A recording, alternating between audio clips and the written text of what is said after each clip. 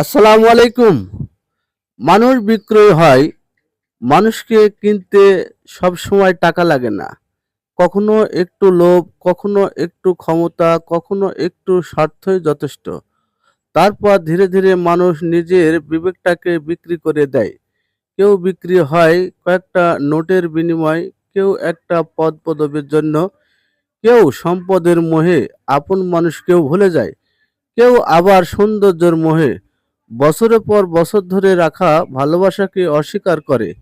কেউ নিজের স্বার্থের জন্য সত্যকে মিথ্যা বানিয়ে ফেলে। আবার কেউ মিথ্যাকে এত সুন্দর করে সাজায় যে মানুষ সেটাকে সত্য ভেবে বিশ্বাস করে। কেউ বিশ্বাস ভাঙার আগে একবারও ভাবে না, কারণ তার কাছে সম্পর্ক চেয়ে লাভটাই বেশি মূল্যবান। আজকাল মানুষ হারায় না শুধু মানুষকেই, হারিয়ে ফেলে নিজের মানবিকতা, নিজের লজ্জা, নিজের বিবেক। সবচেয়ে কষ্টের কথা জানো, যেদিন মানুষ নিজের দাম নিজেই ঠিক করে ফেলে, সেই দিন থেকে তার চরিত্রের আর কোনো মূল্য থাকে না।